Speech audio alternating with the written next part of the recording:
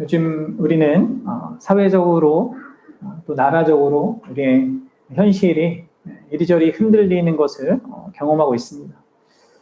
우리 대통령이 갑자기 계엄을 선언하고 그 이후에 탄핵 재판이 이루어지고 있고, 여당과 야당은 이런 상황을 서로 탓하고 있고, 또 국민들도 이제 서로 둘로 나뉘어져서 끊임없이 적대하는 그런 현실이 벌어지고 있습니다.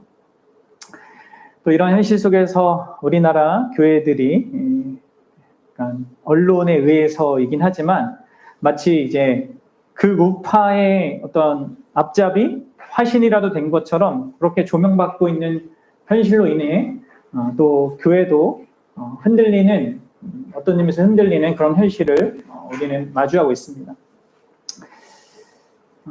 이 나라, 이 교회뿐만 아니라 이 전 세계도 사실 지금 마찬가지죠. 국제적으로도 이제 미국의 대통령인 트럼프가 이제 선출되면서 세계가 막 또 요동하고 있지 않습니까? 참 흥미롭게도 이런 흔들리는 그 세상의 어떤 현실에 드러나는 그 중심에 그러면 각각 한 사람이 좀 유독 드러나는 것이 보입니까? 참 흥미롭습니다. 물론 그 한 사람이 다가 아니지만 여러 가지 모든 요소들이 이제 작동해서 이런 흔들리는 현실을 만들어 냈겠지만 적어도 외적으로는 그렇게 보입니다. 한 사람에 의하여서 나라도 교회도 교회들도 또 세상도 이렇게 요동하는 상황이 벌어지고 있는 것 같아요. 마치 오늘 본문에 등장하는 이 삼손 한 사람 때문에 유다의 그 어떤 그들이 영위하던 삶, 그들에게 평안했던 그 삶이 흔들리는 일이 있었던 것처럼 그런 현실이 또 우리에게도 있는 것입니다. 여러분들이 이런 흔들리는 세상의 현실, 어떤 교회의 현실, 혹은 이제 더 나아가서 이제 개인적으로 말하자면 이제 우리 삶의 어떤 현실에 대해서 좀 어떻게 이해를 하십니까? 우리 삶에도 끊임없이 우리를 흔드는 일들이 있잖아요. 나 개인적으로도 그렇고 가정 안에서도 계속 우리 삶을 막 흔드는 그런 일들이 일어납니다. 또 교회 안에도 마찬가지입니다. 여러분 교회 안에도 우리가 어저께인가요? 오늘인가요? 그 큐티 말씀에 나왔듯이 이 원수가 뿌린 가라지로 인하여서 어쨌든 어떤 이유로든 이게 교회가 흔들려지는 일들이 늘 있단 말이에요.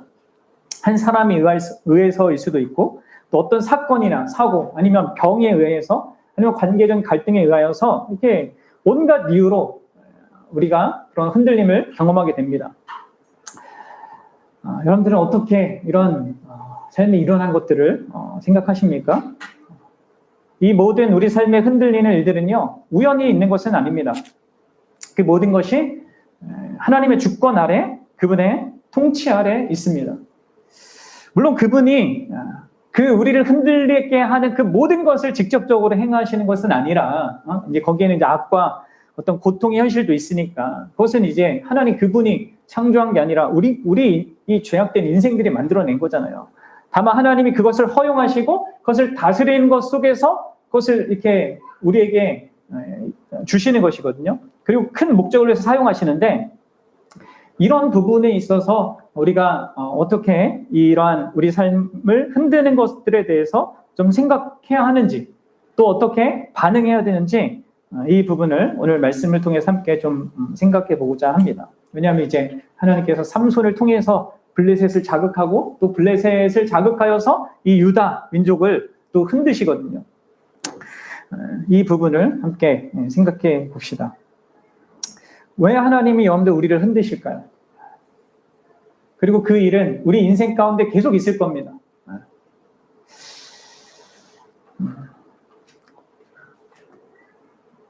결혼하면 이제 모든 것이 다 좋아질 거라고 우리가 다 이렇게 막 연애할 때는 생각하잖아요.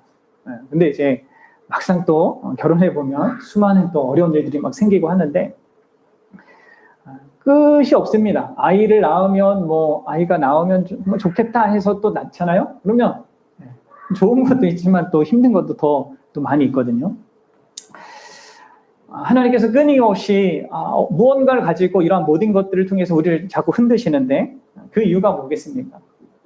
그것은 바로 우리의 존재가 내가 감각하고 눈에 보이는 것, 그것에 쉽게 함몰되는 그런 존재이기 때문입니다.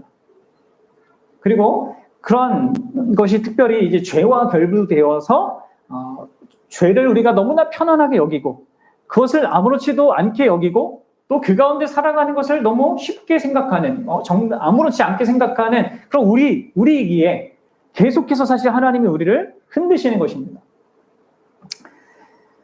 여러분들 이것을 아십니까? 그리고 우리 신자의 인생 계속 흔들리는 인생입니다. 이런 우리의 상태를 우리에게 너무나 선명하게 보여주는 존재들이 오늘 등장하는 이제 유다 사람들이죠.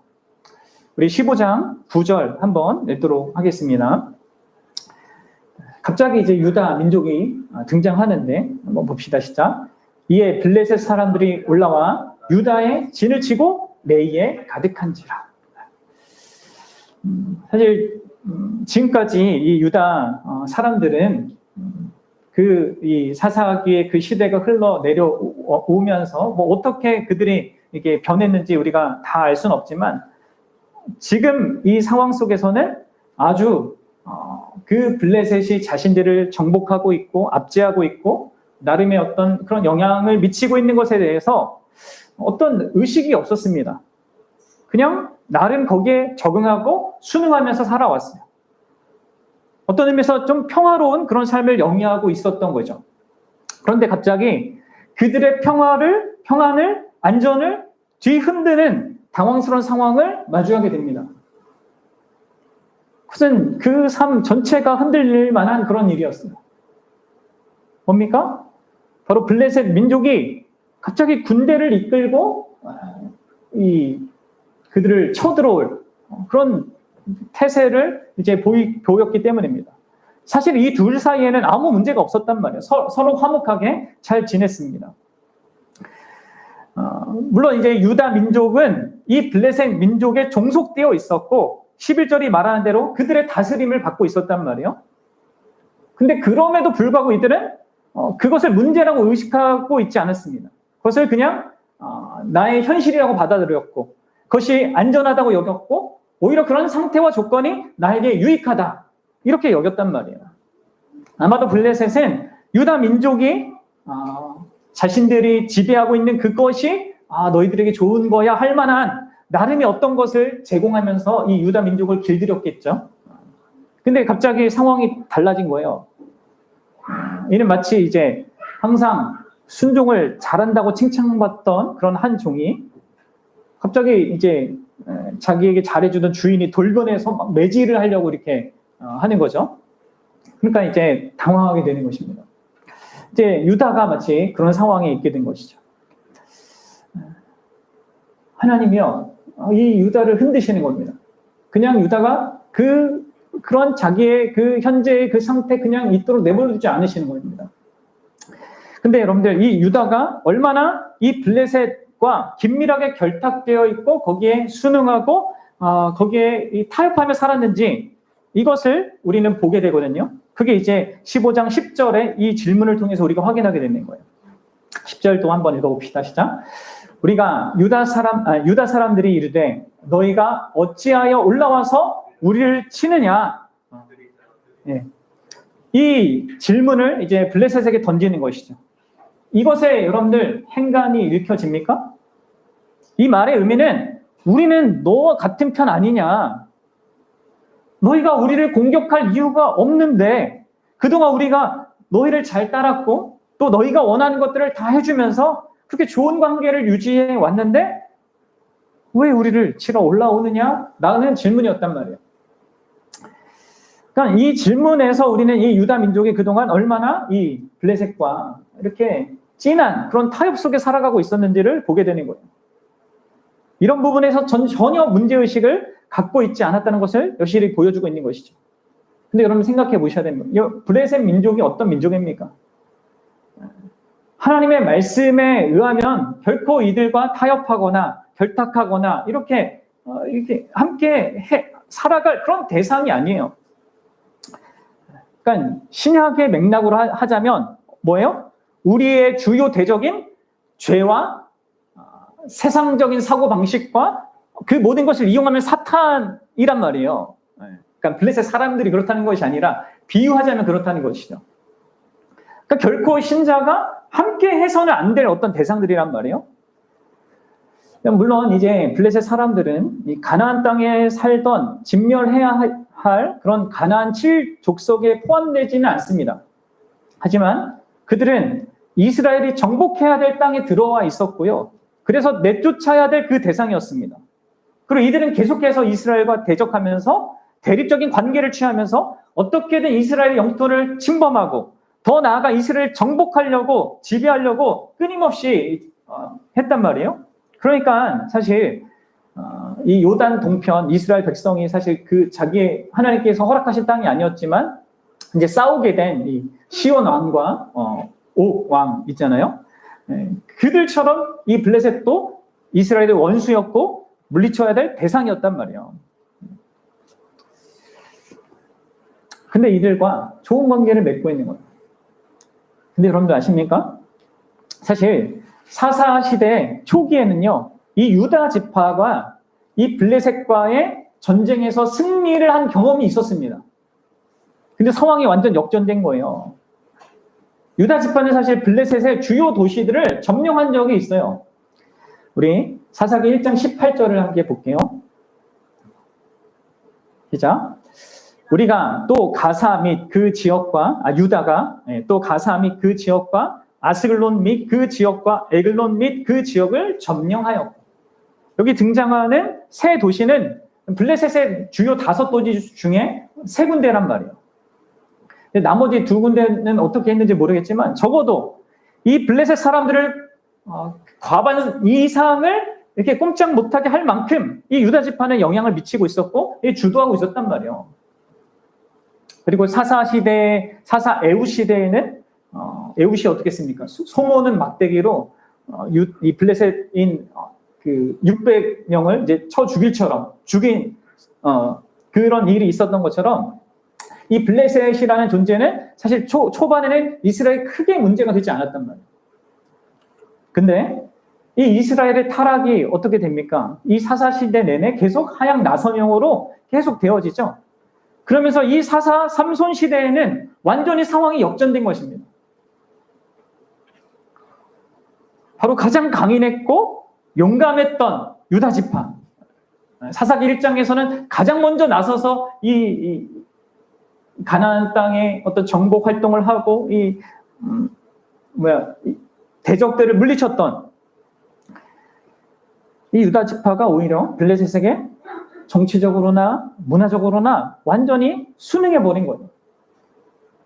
블레셋의 가치, 블레셋의 풍습, 블레셋의 우상까지 완전히 다 받아들이고 순응하고 있단 말이에요. 이제 사사 시대가 진짜 밑바닥이라고 제가 얘기했잖아요. 이 삼손 시대가, 사사 삼손이. 사사 삼손도 문제가 많은데 사실 이스라엘 백성의 상태가 그런 거죠. 이전에는 적어도 그 이방 민족이 자신들을 억압하고 지배하고 있을 때 이스라엘은 시음이라도 했단 말이에요. 괴로워라도 했죠. 그래서 하나님께 부르짖었는데 이때는 전혀 그런 것이 없고 오히려 자신의 예속된 그 상태를 의식하지 않을 만큼 그렇게 동화된 것입니다. 아니, 그 예속된 상태를 흔드는 거 있잖아요. 그것을 오히려 불안해하고 있어요. 그래서 여러분들 지금 이제 너무나 이제 그런 밑바닥의 그 상태라서 하나님이 이들의 삶을 흔드시는 겁니다. 그럼 사사 시대 최초 사사가 여러분 유다 지파에서 나왔습니다. 그리고 온니엘이잖아요. 그리고 그는 아주 이 사사들 중에 가장 어떤 영웅적이고 그리고 합당한 그런 사사의 모습을 보였단 말이에요. 그랬던 유다 지파가 이제는 블레셋을 두려워하고 그들의 지배를 당연하게 여기고 오히려 그것을 유익으로 받아들이고 있는 그런 상태에 처해 있었단 말이에요. 그렇기 때문에 여러분들 하나님께서 이 유다 지파를 더 이상 내버려 두실 수 없으셨습니다. 그래서 흔드십니다. 그리고 어떤 의미에서 이것은 하나님의 큰 사랑의 그런 징계인 거죠. 블레셋의 이 기습은요, 유다 지파의 그런 영적 태만을 일깨우는 자명종과 같았습니다. 물론 여러분들 유다는요, 그 자명종에 큰 영향을 받지 않습니다. 그냥 꺼버리고 그냥 다시 원래대로 돌아가려고 하거든요. 그런데 하나님의 계속해서 그 시도가 성공하지 못하도록 내버려두지 않는단 말이에요. 여러분들, 하나님의 백성의 삶 가운데는요, 반드시 이러한 우리 삶을 흔드는, 그래서 우리가 죄악 가운데 살아가고 우리가 그런 세상과 타협하고 사단에게 속아서 그렇게 사는 삶을 계속적으로 유지 못하도록 우리의 삶을 흔드는 일이 있는 것입니다. 그리고 그런 일들이요, 이상한 게 아닙니다. 여러분들 어떻습니까? 내 삶에 이런 일들이 있습니까? 지금까지는 아주 잘 지냈는데 왜 이렇지? 왜 이런 일이 일어나지? 전혀 이전에는 문제 삼지 않았을 어떤 일들이 내 삶을 흔드는 것을 경험합니까? 특히 우리가 죄에 대해서 이전에는 양심에 전혀 거리낌도 없었는데 그것이 막 씨름하게 되고 그것 때문에 어떤 고민하게 되는 그런 일들이 있단 말이에요. 그리고 여러분들 이런 것들이요, 사실 오늘날 이 신약의 백성들에게는 아주 선명하게 있어야 되는 부분입니다. 그럼 확인해 보셔야 돼요. 우리가 대적하는 그 대상 있잖아요. 내 안에 있는 이 죄와의 씨름이 격렬하게 내 안에 있냔 말이에요. 우리의 삶에. 또 세상의 그 사고방식, 이러한 세상의 가치체계, 이것과 씨름하는 어떤 것이 있습니까? 또 사탄의 거짓과 조금이라도 충돌한다고 말할 수 있는 이런 것들이 있습니까? 그러면 이런 것들이 있게 하는 것이 하나님의 역사거든요. 그리고 반드시 우리에게 그것이 있어야 되거든요. 그리고 우리의 삶의 모든 어떤 이러한 우리를 흔드는 걸 통하여서 이것들을 우리가 대적하고 일깨우고 거기에 너무나 익숙해졌던 우리가 다시금 그것과 싸우게끔 하나님께서 역사하신단 말이에요. 근데 여러분들 우리의 삶에 만약에 이런 것이 없다. 그럼 여러분들 내 삶을 불편하게 하고 어렵게 하고 내 마음을 힘들게 하는 이게 없다. 여러분 그게 오히려 큰 문제에 처한 겁니다. 여러분들 아셔야 됩니다. 우리의 삶이 막 흔들리는 게 이런저런 문제 때문에 흔들리고 이런 씨름이 있는 게 문제가 아니라 흔들림이 없는 게 문제입니다. 흔들린다면요, 내가 계속해서 그리하여서 이런 부분에 있어서 내가 싸우게 되고 씨름하게 되고 고민하게 되고 하나님의 도우심을 구하게 된다. 그럼 여러분들 진짜 그것이 하나님의 사랑의 손길이라는 것을 아셔야 됩니다. 그렇게 우리를 하나님이 흔들지 않으면 우리는 유다 이 지파와 같이 세상과 타협하며 살며 적당히 살고 그 사고방식을 따라가며 살면서도 아무 문제의식을 갖지 못하고 결국 자기를 망치고 결국 하나님의 그런 목적, 자기 백성을 향한 그 하나님의 그 목적을 망치는 그 길로 가는 자들이 될 수밖에 없단 말이에요. 그러니까 하나님은 그렇게 우리를 내버려 둘 수 없습니다. 두시지 않는 거예요. 그래서 여러분들 한번 확인해 보십시오. 자기에게 그런 흔드시는 일을 통해서 이러한 싸움이 있게 하시는지, 죄와의 싸움, 세상적인 사고방식과의 싸움, 그 사탄의 거짓과의 싸움을 있게 하시는지 여러분들 보셔야 됩니다. 그 반드시 있어야 되는 거예요. 근데 여러분들 여기서 이제 이 유다 사람들이 하나님의 흔드심에 대해서 어떻게 반응하는지를 한번 보십시오. 그걸 통해서 우리가 또 어떻게 반응해야 되는가 이것들을 한번 이렇게 대비해서 생각해 봅시다. 이들은 자신의 삶이 그렇게 크게 흔들리는 것을 경험할 때 마땅히 행해야 될 그 반응을 보이지 않습니다. 먼저 하나님 앞에 이들이 엎드려 여쭈어야 했죠. 왜 자신들이 직접 만들지 않은 그 상황이 생겼는지, 이 상황에서 나는 누구고 또 우리 민족은 어떤 민족이고 어떤 일을 해야 하는지 이런 거 전혀 이렇게 생각하거나 돌아보지 않습니다. 하나님 앞에서 깊이 생각하고 하나님의 뜻을 구하지 않아요. 하나님이 그들을 부르신 그 목적에 대해서 관심이 없죠. 오히려 자신을 치러 나온 이 블레셋에 나아가 질문을 하면서 어떻게든 그것을 해결해 보려고 해요. 이게 이제 유다가 취했던 방식입니다. 세상의 방식대로 하는 거죠, 그냥. 자기가 그동안 편해왔던 그 익숙해왔던. 왜 우리를 치러 올라왔냐? 앞서 얘기했지만 이 의미는 그렇게 우리가 너 편이다. 이렇게 이런 의미도 있지만 또 뭐도 있습니까? 아니, 혹시 우리가 뭔가 불편하게 한 게 있으면 얘기해라. 내가 다 듣겠다. 이런 얘기도 있는 것이죠. 그러니까 여러분들, 그래서 이제 블레셋의 이 대답을 듣지 않습니까? 근데 그들이 찾아온 이유가 뭐예요?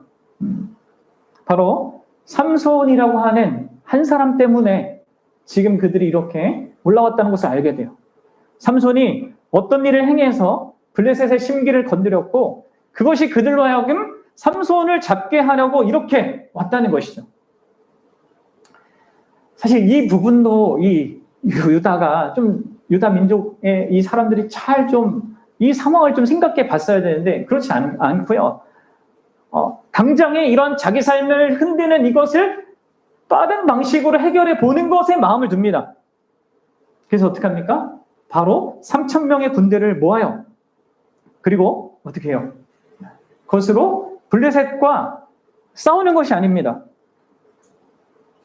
오히려 블레셋에게 위협을 당하고 있는 자기 민족 중에 한 사람, 그 삼손을 대적하기 위하여서 이게 모은단 말이에요. 그리고 다 함께 내려가서 삼손을 책망합니다. 여러분 11절 함께 읽어봅시다. 시작.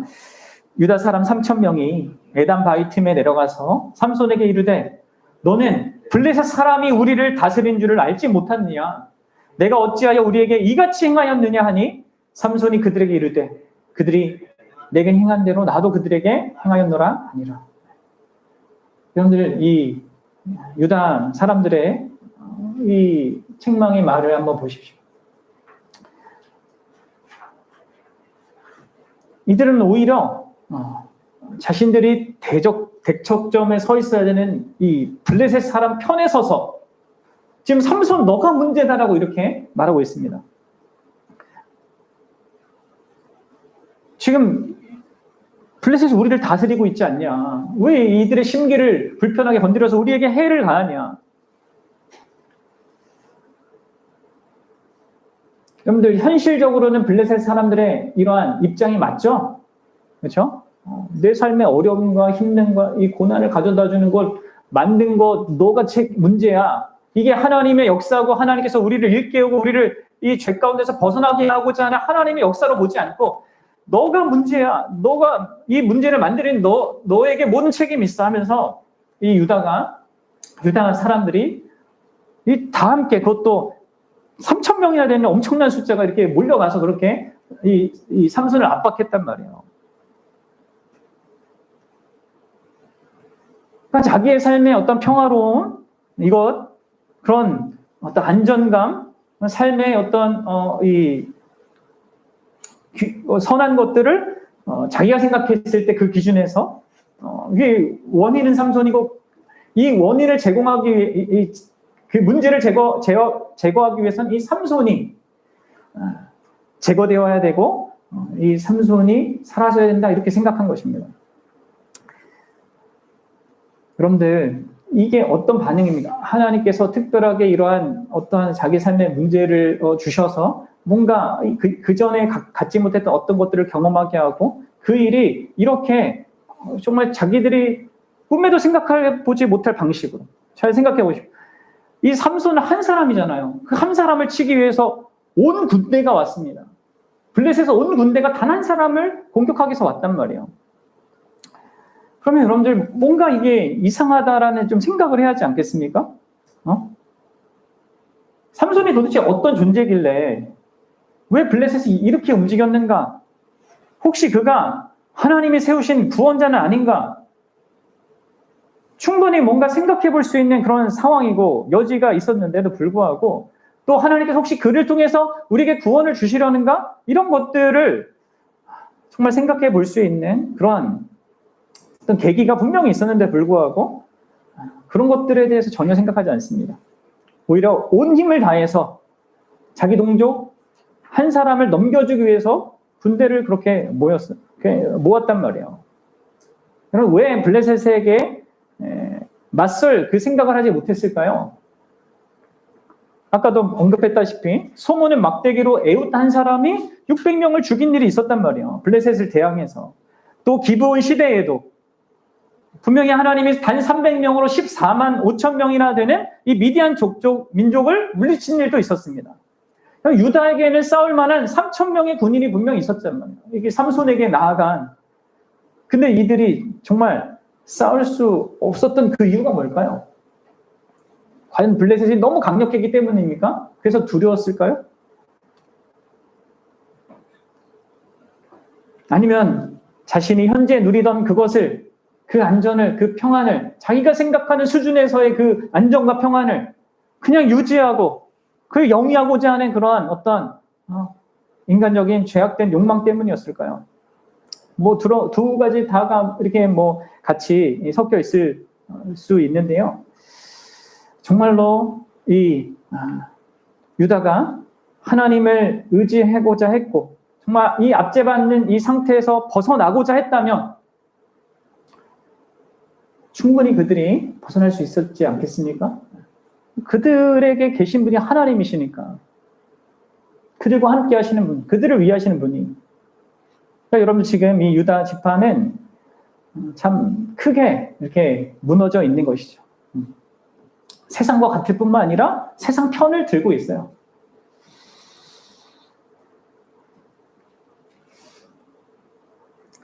유다 사람들에게 더 중요한 것은 다만 현상 유지였습니다. 그냥 현재와 같이 적당하게 평화와 안전을 확보하는 것, 그게 더 중요했어요. 속박에 순응하고 현상 유지를 넘어서는 걸 전혀 기대하지 않고 어쩔 수 없지. 삶이란 이런 거지. 그래서 구원자를 오히려 평화에 대한 위협으로 보고 하나님의 원수이자 자신들의 원수들을 자신의 주인으로 바라보고 있는 이런 상태. 그럼 너무 참 안타깝지 않습니까? 그들은 자신들이 하나님을 버린 그런 어떤 모습과 삶을 계속해서 영위하고 있음에도 불구하고 거기에 대해서는 어떤 의식도 없습니다. 근데 블레셋 사람들이 자신들을 좀 다르게 본다는 그것에 대해서는 아주 민감하게 반응하고 있단 말이에요. 이들은 하나님이 택하신 그런 백성다운 그런 자들이 되고자 하지를 전혀 않고 있고요. 그것이 가능하다라고 또 꿈에도 생각하고 있지 않습니다. 너무나 무너진 상태죠. 그래서 여러분들 하나님께서 이런 일들을 일으키신 것입니다. 그래서 어쩌면 그들에게 합당한 자기 마음대로 하는 사사 삼손을 세우신 것입니다. 그래서 사사 삼손이 만들어낸 이 일이 다 뭡니까? 사실 다 개인적인 어떤 자기의 복수와 원한 때문에 일어난 일들이잖아요. 근데 그게 이제 민족적으로 확장된 겁니다. 그리고 그들을 일깨우고자 하는 것이죠. 물론 말씀드렸다시피 이런 하나님이 흔드시는 일에 있어서 유다 사람들이 하나님이 원하신 대로 반응하지 않습니다. 오히려 자기의 죄를 드러내는 방식으로 반응을 했어요. 근데 여러분들, 하나님은 그들의 바람대로 또 그들이 블레셋과 뭔가 잘 해보려고 하는 그것을 내버려 두지 않습니다. 어떻게 됩니까? 이들은 이 밧줄로 삼손을 꽁꽁 묶어서 이 삼손을 넘겨주잖아요. 근데 우리가 읽지 않았지만 그 다음에 어떤 일이 벌어지지 아십니까? 삼손에게 갑자기 하나님의 영이 임하여서 블레셋 군대에게 엄청난 피해가 끼쳐집니다.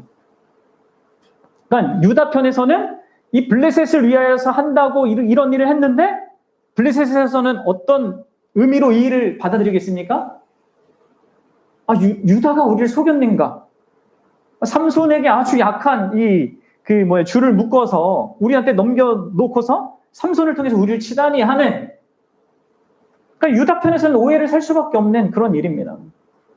결국 여러분들 이 일로 인하여서 당연히 이 블레셋과 유다 지파는요, 긴장 가운데서 서로 대립하는 그 형편에 처할 수밖에 없게 돼요. 결국은 그렇게 돼요. 모든 과정은 다 하나님이 원하시는 방식이 아닌 것으로 반응했는데 결론은 사실 그렇게 되거든요. 하나님이 서로 대립하게 만든단 말이에요. 그래서 어떻게든 이전의 삶을 유지하려고 했고 영위하려고 했던 이들을 하나님께서 모든 상황을 사용하셔서 그렇게 만드시는 것입니다. 사실 여러분들 삼손도 이 사사로서 뭔가 더 나은 모습을 보여주지는 못합니다. 이 유다 지파와 별반 다르지가 않거든요. 그래서 여러분 11절 하반절에 보면 너 왜 이런 일을 만들었냐 이렇게 했을 때 삼손이 뭐라고 대답합니까? 아주 태연하게 나는 그들이 나한테 한 대로 한 거야 이렇게 얘기해요. 그러니까 삼손조차도 자신이 만들어낸 이런 상황들에 대해서 뭐 이렇게 미안해하는 마음도 없고요. 또 이 민족이 어려움을 해결해야 한다는 어떤 사명감도 없습니다. 다만 나는 그냥 내 복수를 한 거야 이렇게 하고 있단 말이에요. 다만 여러분들 삼손이 유다 지파보다 그래도 조금 나았던 부분은 이 유다 지파가 삼손을 잡으려 왔을 때 그들과 싸우는 것을 선택하지 않고 그들에게 결박되어서 넘겨지는 것을 선택한 것입니다. 그래서 너희가 나를 치지 않도록 그렇게 나랑 약속해라, 맹세해라 이렇게 하면서 자기 민족과 싸우지 않잖아요. 그러니까 이제 경험적으로 안 거죠. 지난번에도 이 블레셋이 꼬드겨서 자기 아내를 속여가지고 답도 알아내고 또 이렇게 한 곳이 있으니까 이번에도 그렇게 이 블레셋의 유다 지파를 통해서 이렇게 한 거구나 알았겠죠. 그래서 이런 과정을 거쳤단 말이에요. 근데 여러분들 보십시오. 어쨌든 하나님이 이 유다 사람이든 삼손이든 다 자기 생각대로 움직이는데 이 모든 것들을 사용해서 놀랍게도 삼손은 삼손의 역할을 하게 해요. 결국 블레셋을 치게 만든단 말이에요. 사사로서 해야 될 그 일을 하게 하셔요. 그리고 유다가 마땅히 대적해야 될 그 블레셋과 대적하도록 만드신단 말이에요. 참 하나님의 방식이 놀라운 것 같습니다. 근데 여러분들 우리는 이제 이 신약 시대 때 하나님께서 이러한 큰 그 그림과 그 목적 안에서 이것을 행하시는 거구나 라는 것을 이제 되게 유리한 입장에서 이것을 보잖아요. 더 나은 입장에서 우리가 보고 있는 것이잖아요. 그럼 이렇게 하시는 하나님의 그 뜻을 여러분들 명확하게 더 보셔야 됩니다. 그렇게 또한 소극적인 그런 의미 있잖아요. 우리를 죄 가운데 또 세상 가운데 그리고 사탄의 그런 속임 안에 이렇게 거기서 벗어나게 하는 그런 소극적인 의미뿐만 아니라 적극적인 하나님의 뜻이 있단 말이죠. 그 부분을 우리가 히브리서에서 확인할 수 있는데 우리 히브리서 12장 26절과 28절 내용을 한번 좀 봅시다. 이렇게 얘기해요. 히브리서 기자가 이렇게 말합니다. 같이 읽어봅시다. 시작. 그때에는 그 소리가 땅을 진동하였거니와 이제는 약속하여 이르시되 내가 또 한 번 땅만 아니라 하늘도 진동하리라 하셨느니라. 여기에서 그때는 이제 과거에 시내산에서 하나님께서 이스라엘 백성들이 율법을 받을 때 그 땅을 움직인 것을 말씀하고 있습니다. 율법을 주셔서 이스라엘 백성에게 이런 죄를 깨닫게 하고 뭐 이런 의미로 하나님께서 진동하게 하신 일이 있었거든요. 근데 그 이후에 하나님께서 다시 한번 진동을 또 이 세상을 진동하게 할 거다. 땅만 아니라 하늘까지 진동하게 할 거다. 이렇게 약속하시는데 이제 선지자를 통하여서 그렇게 하는 것입니다. 그 이유가 이제 27절과 28절에 나와요. 함께 봅시다. 자, 이 또 한 번이라 하심은 진동하지 아니하는 것들을 영존하게 하기 위하여 진동할 것들 곧 만드신 것들이 변동될 것을 나타내심이라. 여러분 보이십니까? 여기에 더 궁극적인 목적이 있죠. 뭐예요? 우리에게 진동하지 아니하는 것을 영존하게 하기 위하여. 하나님께서 우리의 삶에 많은 흔드는 일들을 행하시는 그 이유, 궁극적인 더 적극적인 의미니까 여기 있는 것이죠. 진동하지 아니하는 것을 영존하도록 거기 위에 우리의 인생을 세우도록. 그래서 진동할 것을요, 변동되는 그것이 있다는 것을 언젠가 사라질 그것을 자꾸 흔드시는 것입니다. 그래서 여러분들 28절에 그러므로 우리가 흔들리지 않는 나라를 받았은즉 은혜를 받자 이로 말미암아 경건함과 두려움으로 하나님을 기쁘게 섬길지니. 이 말씀을 하시는 것입니다. 여러분들 우리 삶에 수없는 것들이 다 진동하잖아요. 왜요? 그것이 영원한 것이 아니라는 것을 깨닫게 하기 위해서, 특별히 죄와 사단과 여러분들 그 세상의 가치 체계는 뭡니까? 언젠간 다 하나님의 심판으로 멸망될 어떤 것입니다.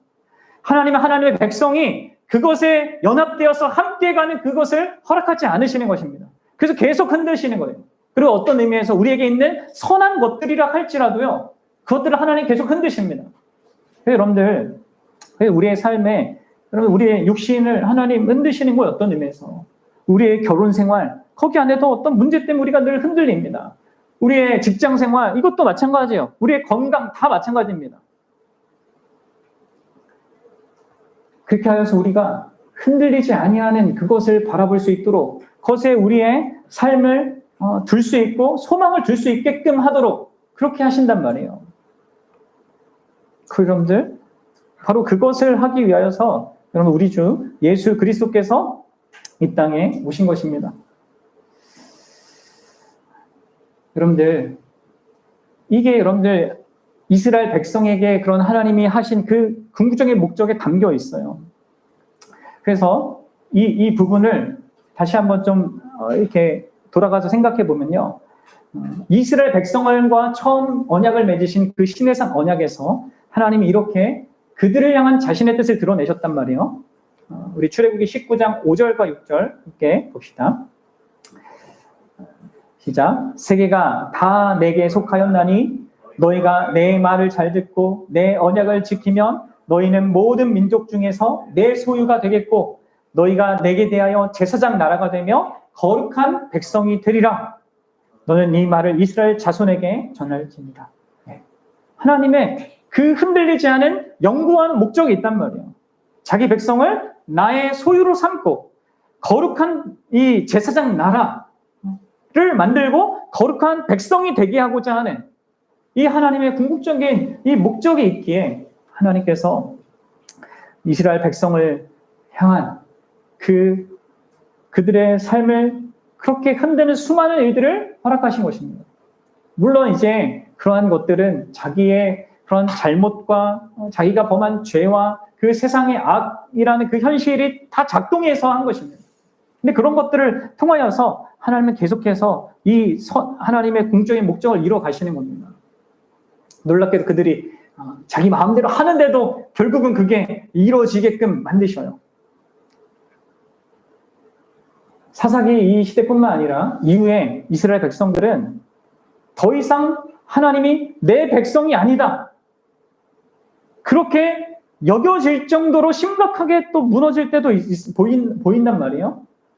그럼에도 불구하고 하나님은 이들을 포기하지 않고요, 그들에게 놀라운 미래를 약속해요. 이제 사사기 61장 6절에 이렇게 얘기하죠. 같이 읽어봅시다. 시작. 오직 너희는 여호와의 제사장이라 일컬음을 받을 것이라. 미래형으로 얘기하고 있습니다. 사람들이 너희를 우리 하나님의 봉사자라 할 것이며 너희가 이방 나라들의 재물을 먹으며 그들의 영광을 얻어 자랑할 것이니라. 그러니까 하나님이 그 목적을요, 결코 포기하지 않으시고요, 궁극적으로 이루실 것을 약속하신단 말이에요. 근데 나중에 가면요, 이 이사야서에 보면 이게 단순히 이스라엘에게만 이렇게 이루어지는 일이 아니라 심지어 열방들, 심지어 적국의 남은 자들까지 포괄하는 그런 놀라운 약속으로 주어져요. 그래서 이사야서 19장에 보면 이렇게 나옵니다. 이사야 19장 24절과 25절.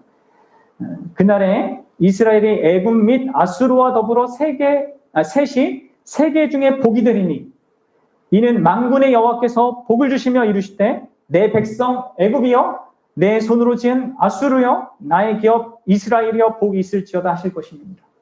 그럼 사실 애굽이나 아수르는 다 대적이란 말이에요. 근데 나중에 이제 블레셋이나 이것도 다 포함되는데 이들이 다 복받은 자가 된다고 이렇게 얘기한다고요. 하나님께서 자기가 택한 백성을 향하여서 뜻하신 그 목적, 죄 가운데 그리고 그러한 세상의 가치 체계 가운데 사단의 거짓 안에 살아가면서 결국은 하나님께 심판받을 그런 인생으로 나아가는 그런 자가 되지 않게 하고 거기에서 건져내어서 하나님이 목적하신 참된 하나님의 백성다운 그런 자로 세우게 하기 위하여서 하나님께서 일하시고 계시다는 걸 보여주는 것이죠. 그리고 바로 그 목적을 위하여서 예수 그리스도께서 이 땅에 오신 것입니다. 그리고 여러분들, 예수님은 끊임없이 우리의 삶 가운데서 우리의 삶을 흔드십니다. 그렇죠? 나는 화평을 가져다 주려 이 땅에 오지 않았다, 이렇게 얘기하셨잖아요. 나는 너희의 집에, 가정에 불화를 가져다 주려고 왔다고.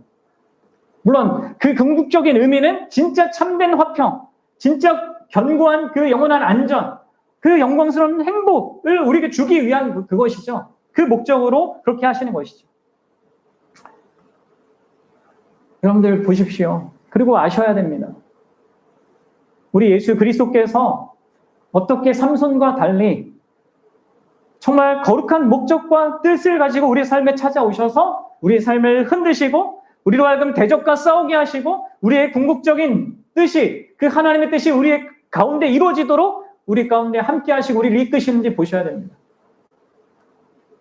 그리고 우리가 결코 우리 힘으로 소유할 수 없는 그 흔들리지 않는 그 나라를요, 바로 그분을 통하여서 우리는 받게 됩니다. 그것도 사실 우리가 함께 멸망했어야 될 우리의 죄에 대해서 그분이 그것을 짊어지고 그분이 멸망함으로 말미암아, 그것을 친히 경험하심으로 말미암아 정말 우리를 거기에서 건져내시고 또 그분이 이루신 그 견고한 하나님의 그 나라를 소유하도록 우리에게 또 놀라운 은혜를 베풀지 않습니까? 그래서 여러분들 보셔야 됩니다. 아셔야 됩니다. 그리스도께서 어떠한 일을 하시는지, 왜 우리의 삶을 흔드시고 그것의 의미와 목적이 무엇인지를 분명하게 아셔야 됩니다.